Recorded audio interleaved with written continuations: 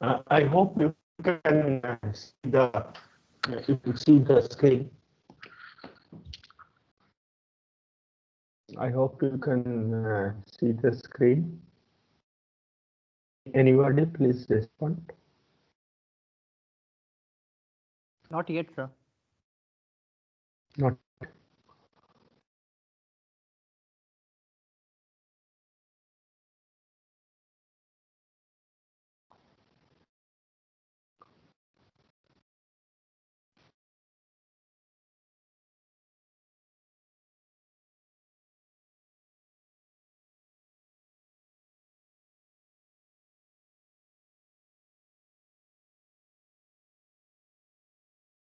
Now?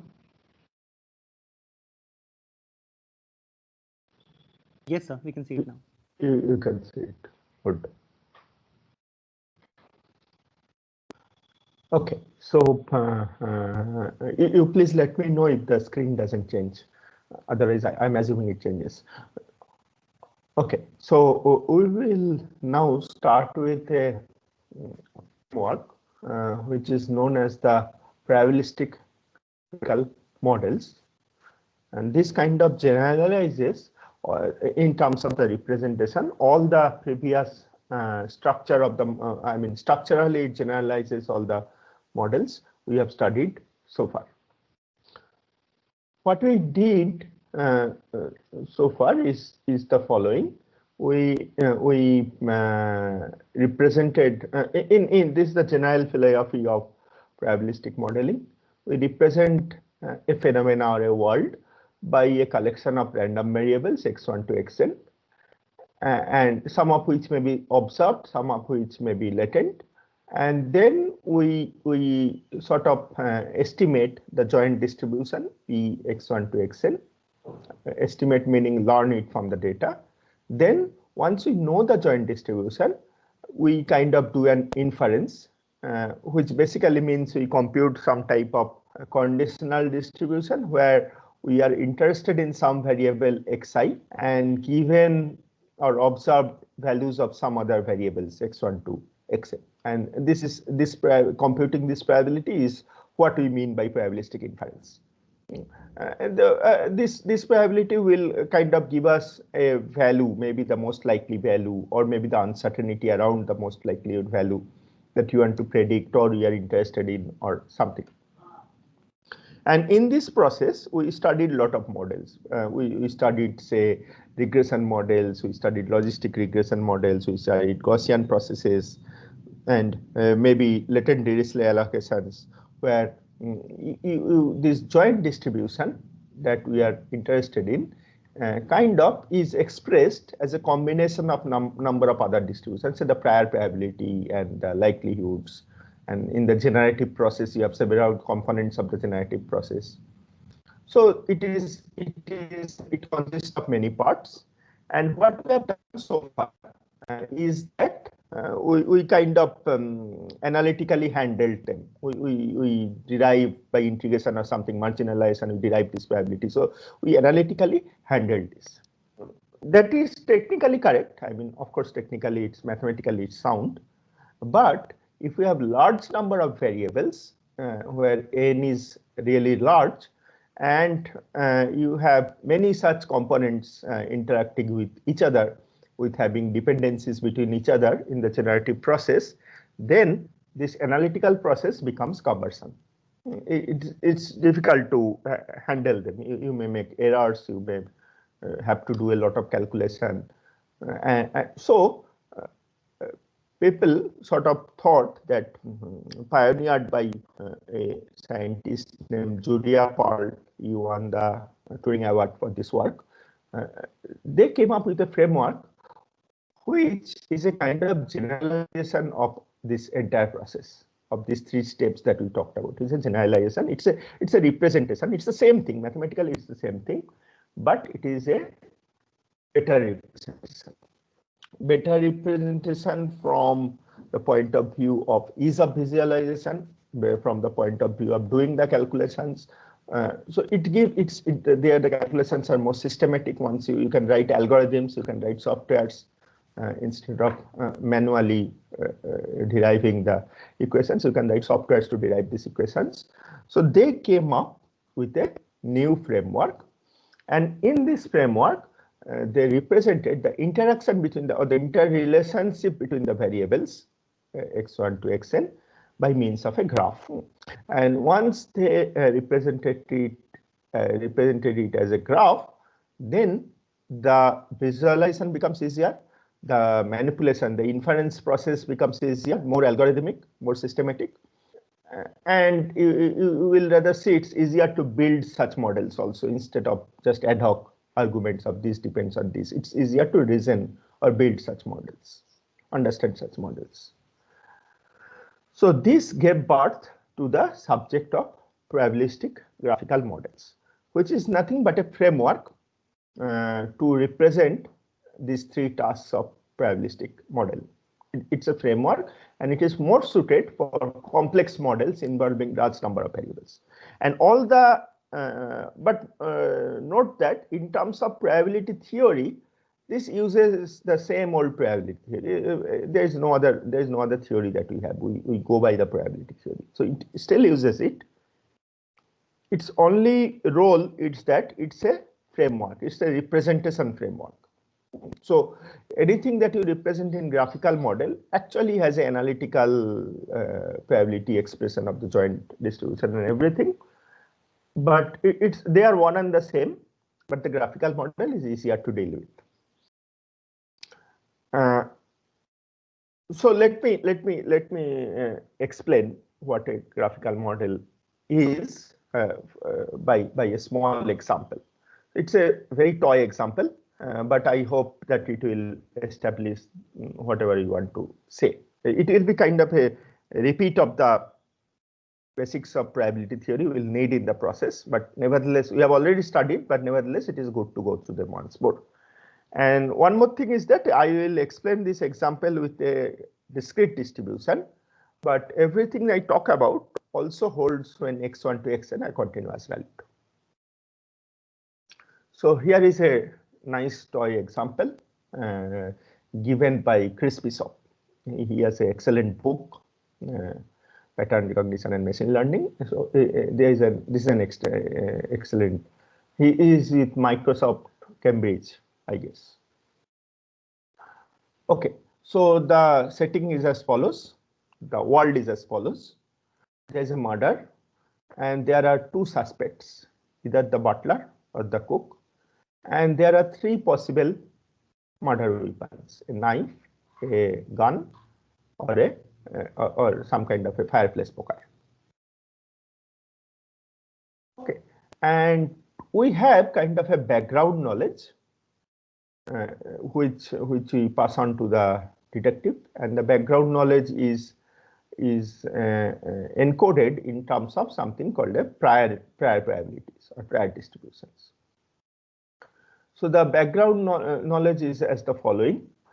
Since we know the butler for many years, the probability that the butler is the culprit is only 20%.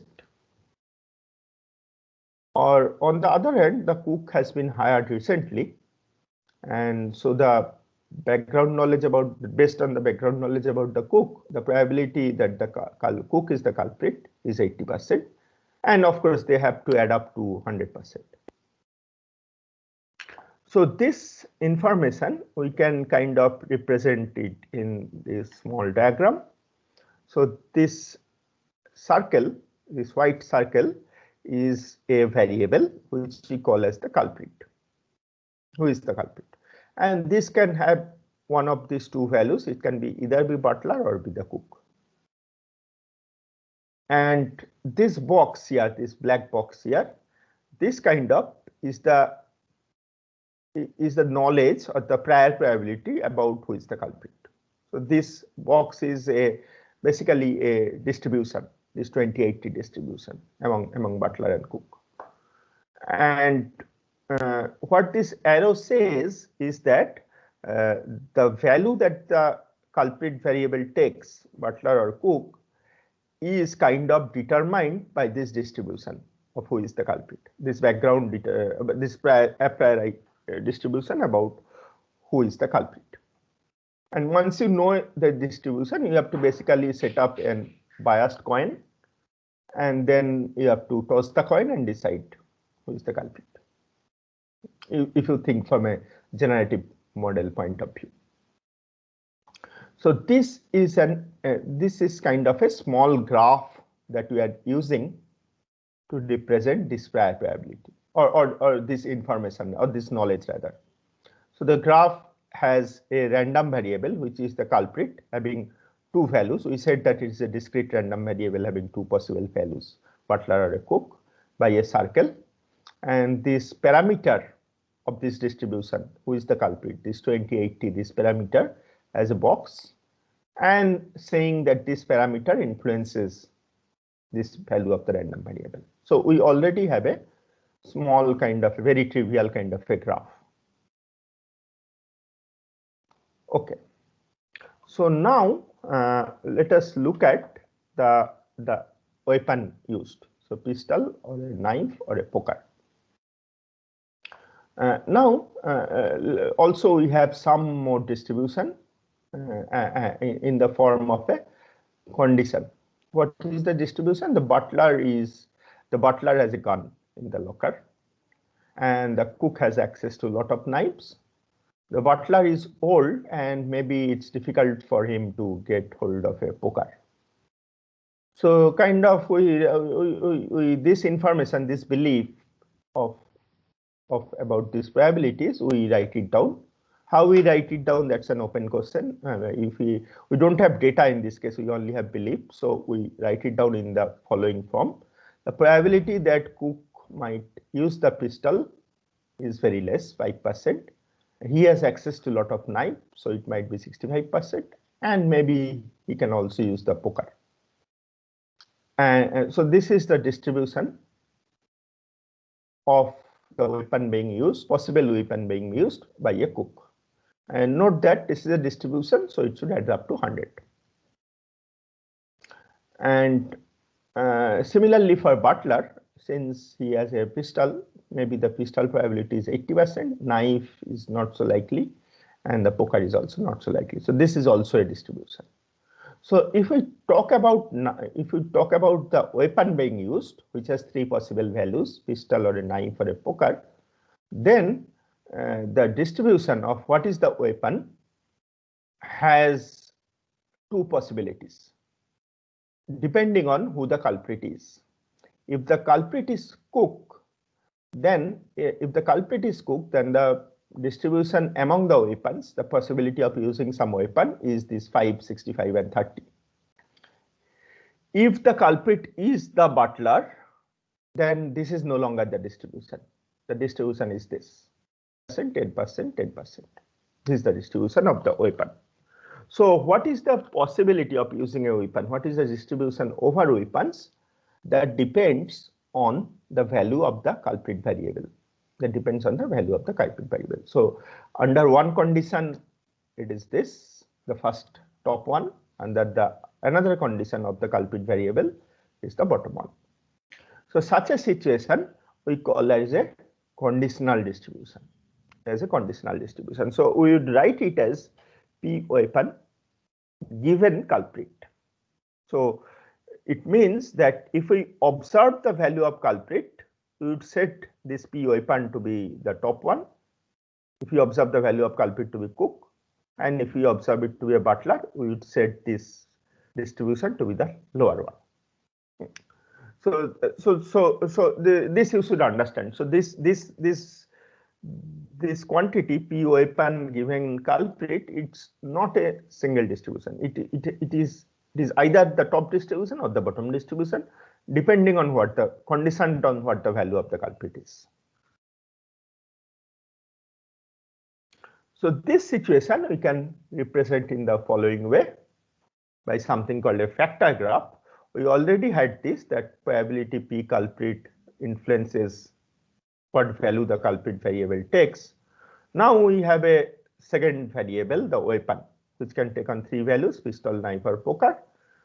And the value that the weapon takes now comes from a comes from these distributions, this 5, 65, 30 or 80, 100, 80, 10, 10. It comes from one of these distributions. But which one of these two distributions? That depends on what the value of culprit is, either the butler or the cook. So this is putting it all together. So this is the weapon, which can take on 3 values. It's a random variable. Any one of these 3 values can be taken. It is determined by this, not determined, it is influenced by this conditional distribution, P weapon given culprit, which in turn, what the conditional distribution is, it has to be either this top one or this bottom one. So whether it is the top one or bottom one depends on the value of this other variable culprit, which in turn is determined by the probability, a priori probability of being a culprit. Okay, so this is this arrows represent these influences, these circles represent these variables, and these boxes kind of represent the parameters, the distribution parameters. And based on our knowledge that we have that this weapon will depend on culprit, we have this graph. One more thing we can note in this graph, we actually don't know who the culprit is. That's as yet unknown. So this is a white box, whereas maybe we know what the weapon is. Maybe we found out something in the site or something. Then this would be an observed variable. This would rather be shaded. We represent observed variables by shaded circles. And this observed variable, since this culprit is kind of a latent variable. Okay. And maybe we can ask now questions such as suppose that I have observed that the weapon is pistol, what is the probability that the butler is the culprit? Or we can ask the questions other way around. I mean, suppose the butler is the culprit, what is the probability that he has used a knife? So these probabilities, these are precisely the quantities that the inferencing process would compute. And these quantities are useful to us. They would help us come to conclusions or whatever. Okay, so now given this joint distribution and the prior distribution, let us look at something called a joint distribution. So this, of course, you know. Let me explain again. So suppose what is the probability that Cook committed the murder using a pistol? So I assign values to both the culprit variable and the weapon variable. And this we can easily calculate. So P weapon is pistol and culprit is Cook is the product of these two probabilities. Weapon is pistol given culprit is Cook into culprit is Cook. So it's just a product, so it's this. So we can compute this joint probability. Note that, so this is one particular combination of culprit and weapon that is possible. Say culprit is Cook and weapon is pistol. There are many others. So there are actually 6 total combinations. Say culprit is Cook and the weapon is knife, culprit is Cook and the weapon is poker, culprit is butler and the weapon is pistol, and so on.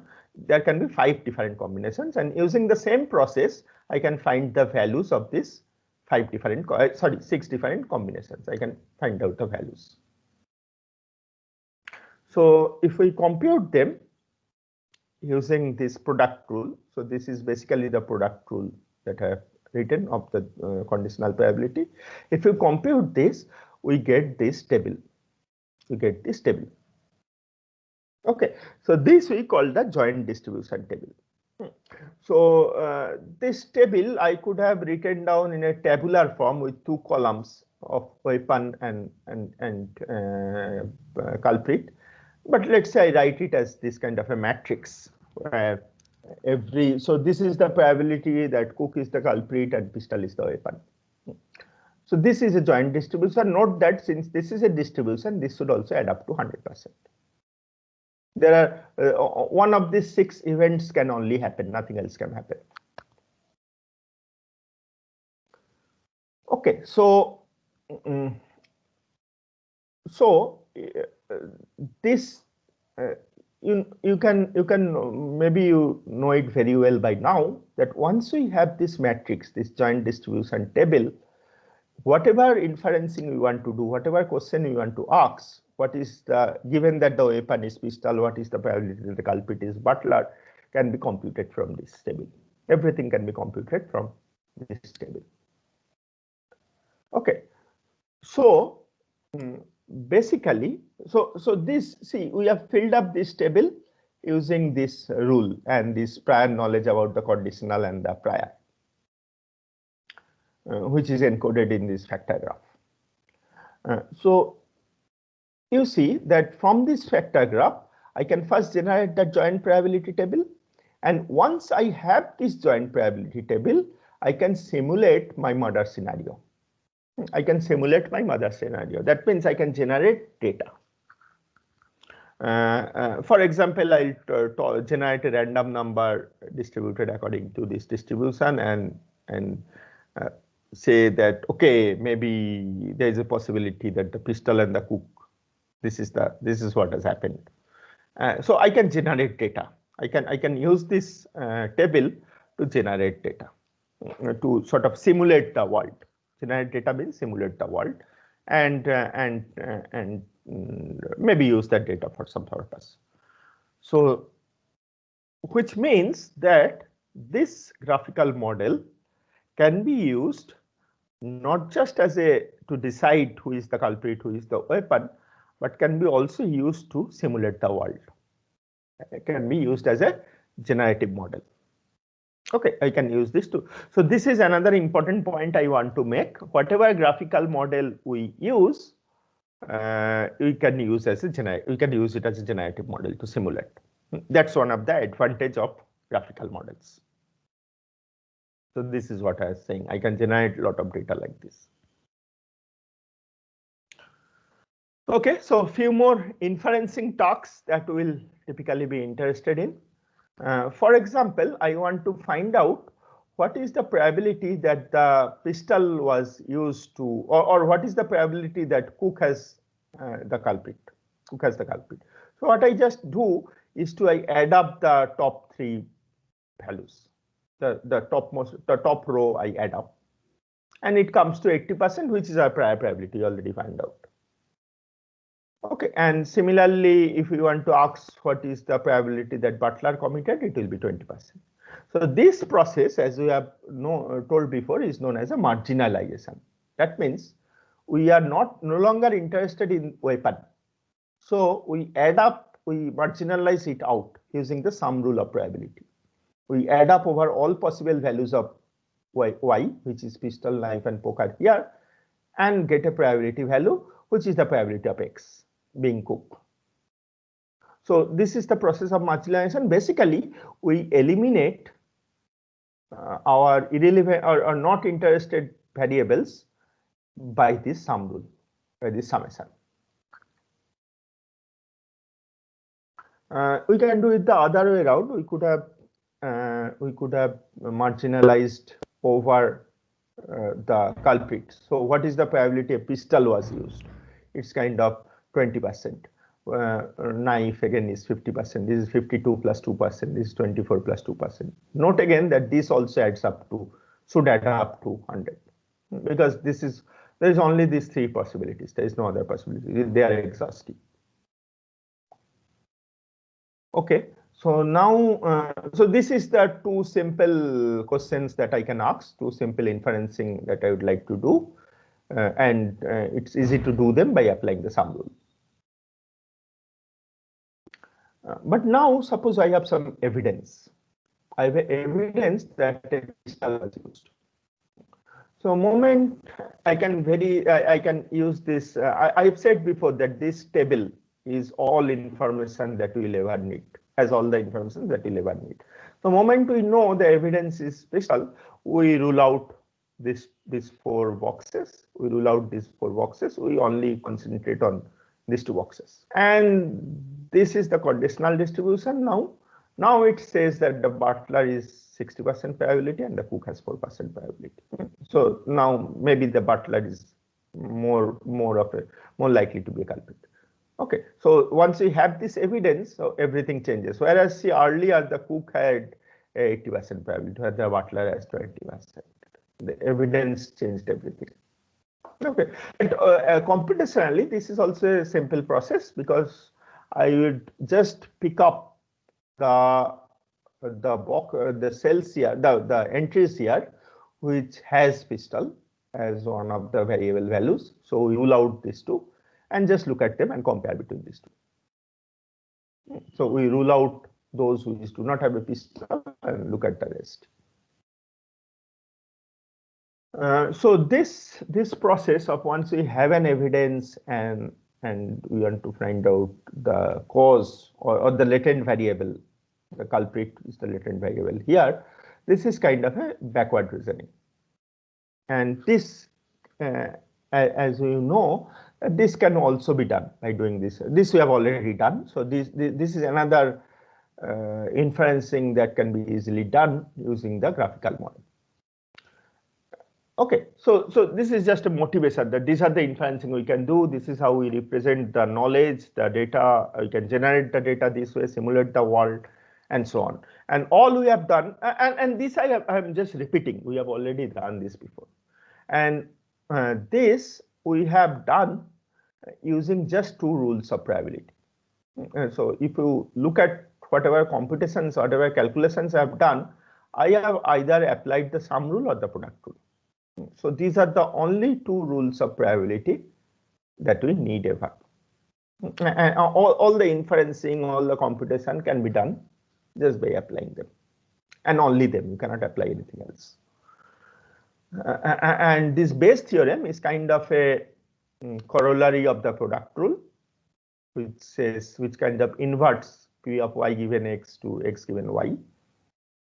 And this is probably the most common word that I have spoken about in this course. And the denominator, as you know, it comes from again the sum rule. It's a marginalization over y. It's the denominator is the marginalization over y, and computationally this denominator is the most problematic value to be computed. These two are usually given and known. There is not much computation involved. Okay, so these two rules can, along with this graphical model representation, gives us a complete computational mechanism. A complete computational mechanism to infer, to come up with probability values. This gives us the complete mechanism. But this is a toy example, so I can show everything. In a real example, where there are millions of variables, say text mining or image or speech, there are millions of variables, then we cannot do by, I cannot illustrate the steps, everything. I cannot write down the steps. I will need algorithms. So we will discuss those algorithms. So that's what, if we have large number of variables with a complex relationship among them, the complex analytic calculations which we have done so far before today's lecture would be cumbersome, and you would have the problem of estimating very high dimensional probability distributions in this process.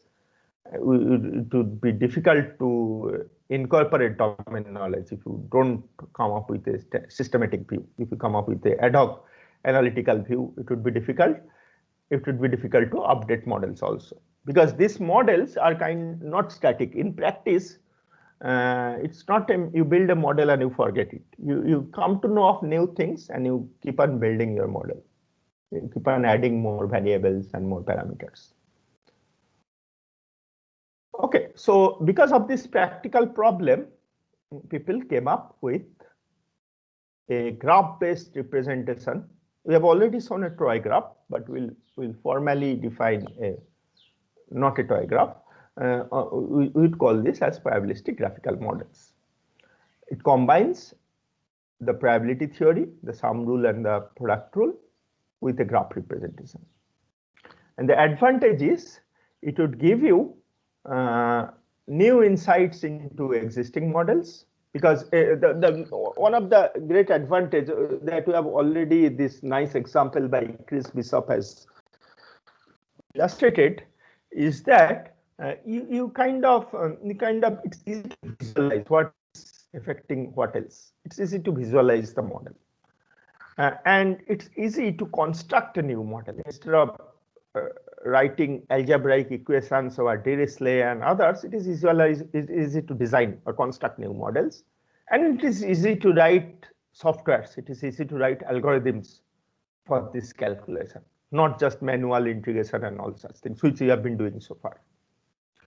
So with these advantages, people proposed, I guess from the earliest was in 80s, but it really became popular since 2000 by several groups at University of Cambridge and University of the Michael Jordan's group at Berkeley, Julia Paul's group, of course.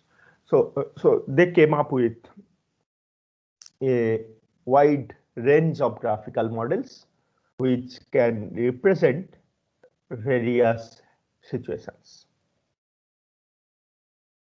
The advantage, as I have already mentioned, is this for the first time gave a, before this the statistics people, they were writing down this algebraic equation. Of course, now I mean, not to say this came from statistics itself, most of them are writing equations, so it's difficult to talk among each other. So Julia Paul originally proposed it as a common semantics, unified semantics. Everybody understands in the same, everybody talks in the same language. We'll soon see that it's indeed a very, one of the main advantages is that it's a very compact data structure. It's basically a data structure. It's a any representation is a data structure.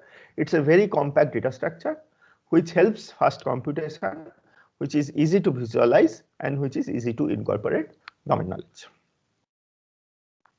Okay, so so now let me start the actual thing. So what we'll do, as we have already seen before, that we'll talk about three things about a graphical model. We'll first talk about the syntax and the semantics. What is the representation nature? What type of graph is used? What does the graph mean? What is the semantics of the graph? We'll first talk about, this is called the representation of a graphical model. How do you represent a graphical model? Second is, we'll talk about inferencing, that once you have built a graphical model, in fact, the step after representation that will come is not inferencing. First, you have to learn the parameters of the graphical model. What are a graphical model will have several parameters. For example, the probabilities, the distributions. So how, given a data, how do you learn these parameters? That's the second task.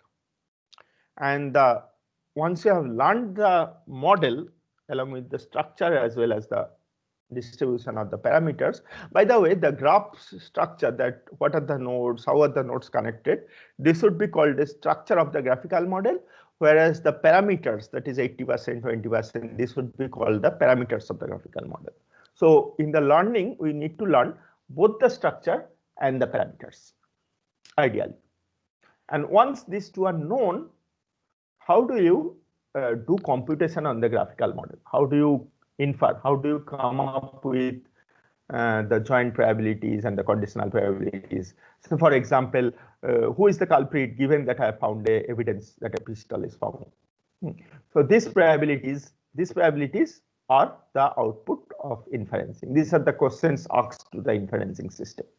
And the inferencing algorithms, which we'll also talk about, will compute these values given a graphical model with the parameter and structure known. So these three tasks we'll talk about.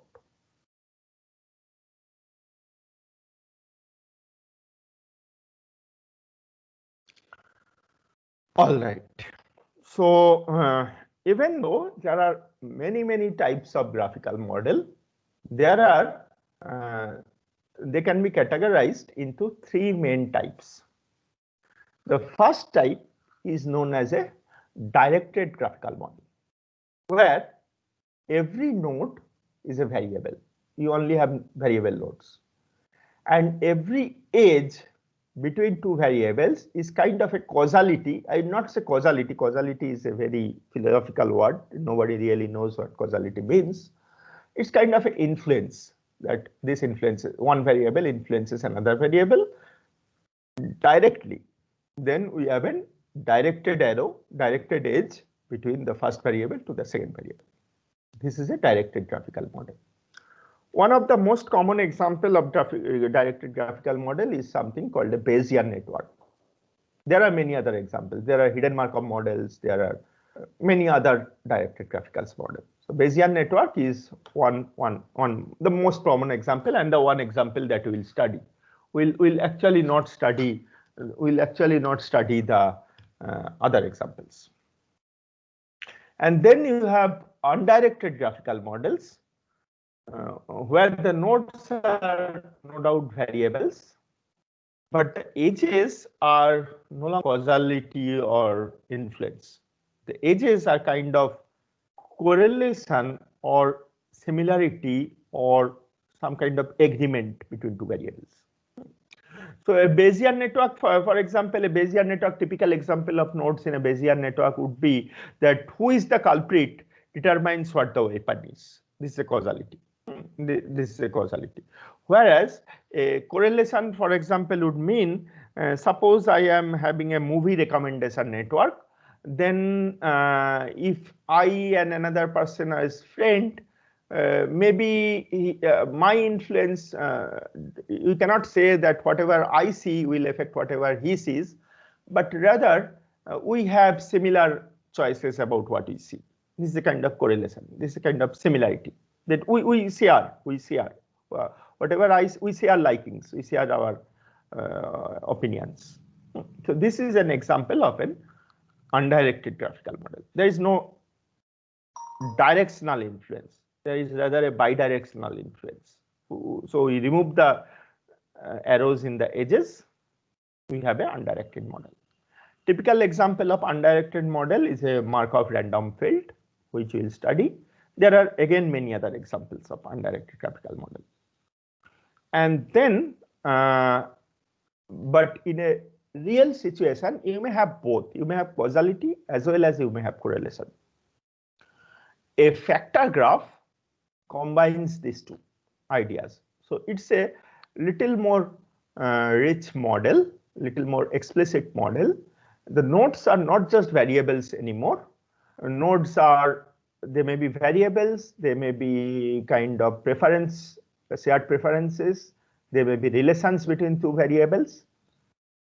And so this causality, so once you have relation between two variables, which is again a node, which is so you have a heterogeneous graph, you have two kinds of nodes, not just variable nodes, you have relation nodes also. And this relation nodes is kind of a generalization of an arrow in an edge. It's the generalization of an arrow in an edge.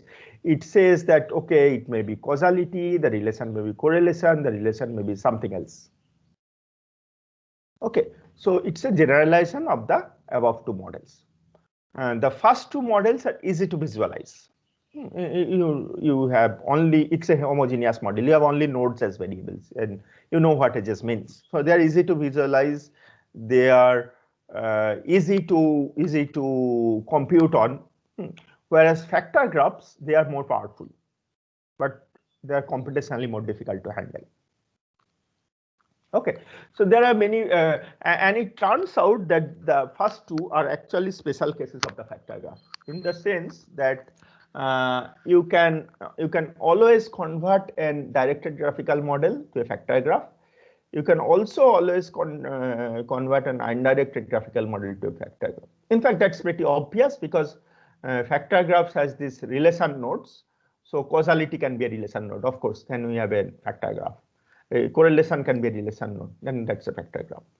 So it's easy to convert between these two, between these. So that's a special case, but really in practical cases, we use one of these first two.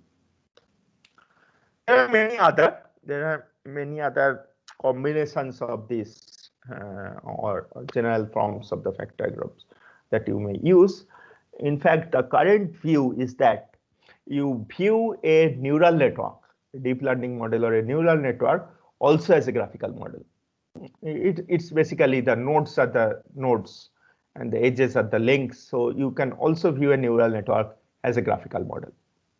Whether it's a probabilistic graphical model or not, that is not obvious, but maybe the activation values and the errors and they can be converted to some probability like objects, and then you can consider it as a probabilistic graphical model.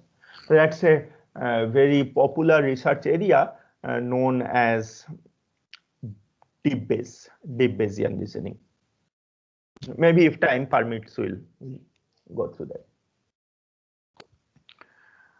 Okay, so let's start with directed graphical model. Okay, so suppose I have three variables, A, B, and C. As I have said before, all the probabilistic information that we need about the variables is contained in this joint distribution P, A, B, C. So once you have this joint, so each of these A, B, C, if they are binary variables, so you have 2 to the power 3, 8 different combinations of A, B, and C.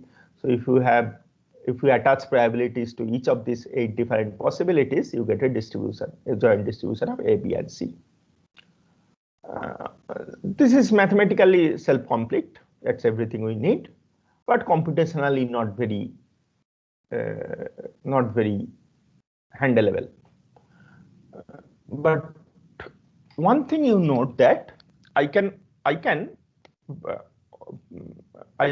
decompose this joint distribution into a number of factors.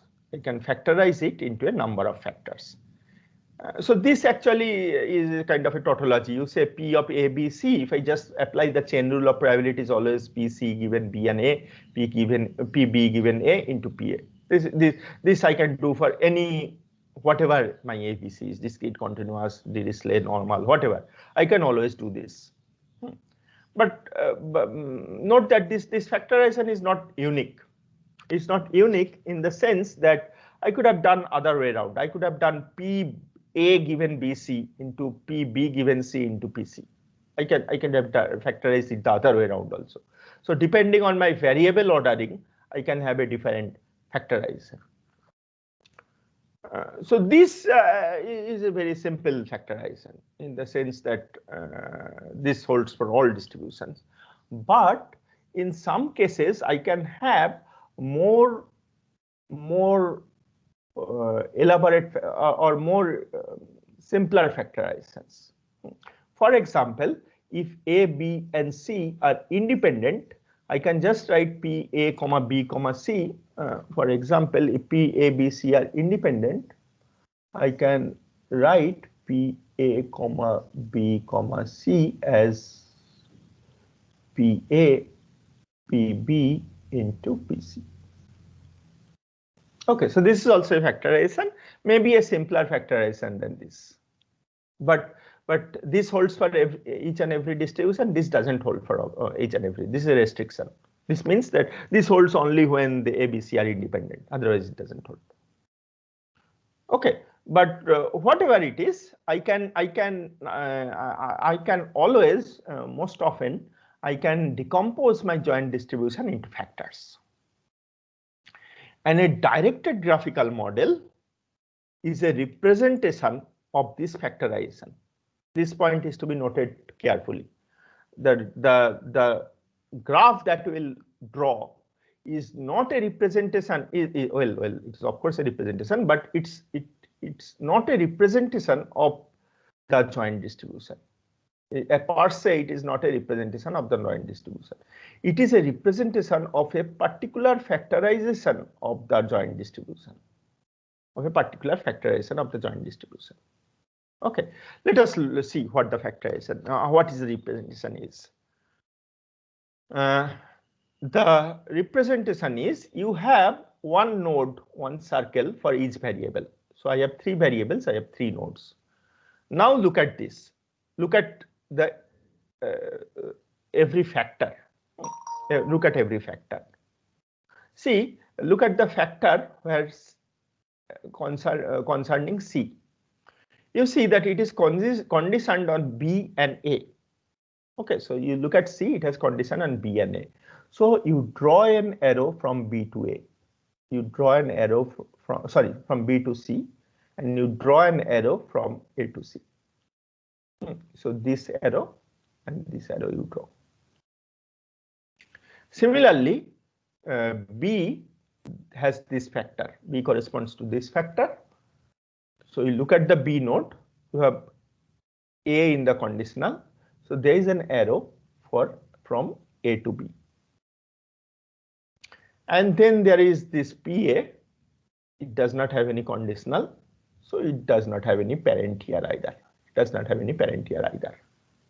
Right. So what in the summary, every variable is a node and every factor contributes an edge, one or more edge, if it has a conditional involved. If it does not have a conditional involved, there is no edge. Okay.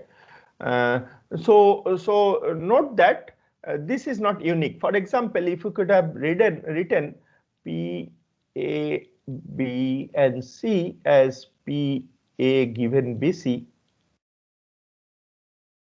P, B given C into PC, my Bayesian network would be something else. My directed model would be something else. It would be B and C has an arrow to A, B has an arrow to C, and C has no parents. So this is a Bayesian network. This is a graphical model for this. So what I want to establish is that every such a graph we draw is a representation of the factorization of a particular factorization of the joint distribution. So this represents this factorization. This blue thing represents this factorization, whereas the red thing represents this factorization. Okay, so naturally you can see, since there are many, the factorization is not unique. You can have several different factorizations of the same joint distribution. The graphical model representation is also not unique. You can have several different. But for every particular factorization, there is one and only one unique graphical representation given by this syntax. That means you look at a factor, C is the node, whatever is the conditional, you draw arrow from them. This is the syntax. Okay, so that's a pretty simple syntax. So any given factorization, I can convert it to a graph. But any given distribution, there may be multiple graphs depending on the ordering of the variables. But what about this representation? But note one thing, even though these are different factorizations and hence different graphs, the number of edges are same in both these graphs, or in fact in all three of these different orderings, you'll have the same number of edges. But let us look at this independent thing. So P, A, B, C, there is no conditional in any of these factors. So the Bayesian network would just have three distinct nodes with no edges between them. There's the independence, the naive factorization. So that's the completely independent. So you see, every edge you drop from this fully connected net, not fully connected, from this network, connected network, every edge you drop, you put a restriction on the joint distribution. If you in this case, if you drop all the edges, then you are it can only happen when the joint distribution is completely factorable into individual independent components, PA into PB into PC. Only then you can drop all the edges, the extreme case. You can have something in between. You can have, instead of a complete connection, you can have something like this. You can have something like a chain. The example that we already saw, you can have something like a chain. You can have something in between. In case they are not completely. So what is the factorization in this case? The factorization in this case would be PC given B into PB given A into PA. That's the factorization in this case. Okay, so I think it is very clear that given a factorization, I can easily draw the graph. Very simple. I'll put a node for each variable, and look at the factor which contains that variable. Look at the conditional part of the factor.